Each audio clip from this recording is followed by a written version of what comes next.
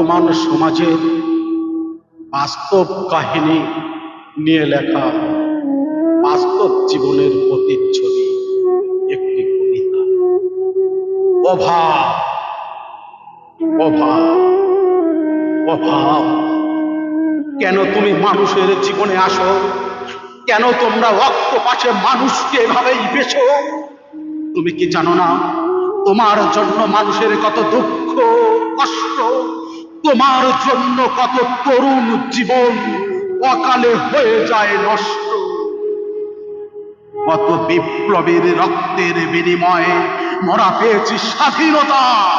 তবে তবে আজ কেন একটু রুটির অভাবে মোদের দুঃখ কষ্ট, বক্ষ কেশ শুষ্ক মুখ, এত মলিনতা অভাব কেন? তুমি মানুষের জীবনে এত কঠিন আঘাত আনো। তুমি তো স্বৈরাচারী স্বার্থন্বেষী মানুষের হাতের টাকার হুন্ডি।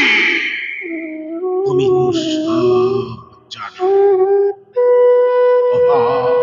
কেন কেন তুমি কেড়ে নাও মানুষের মুখের অন্ন? আমার ভোগ্য ভাই বোনেরা বাস করে ফুটপাতে, মাঠে, ময়দানে, শুধু তোমার জন্য। কেন কেন তুমি ঘুরে ঘুরে গরিবের ঘরে আসো? তুমি কি গরিবের রক্ত খেতে এতই ভালোবাসো? অভাব, তুমি কি বিবেক? তুমি কি বুদ্ধিহীন? তুমি কি নির্বোধ? তুমি কি জ্ঞানহীন? কেন কেন তুমি মানুষের জীবনে আসো?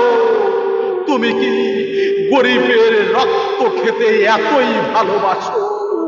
অভাব, তুমি কি গরিবের রক্ত খেতে এতই ভালোবাসো?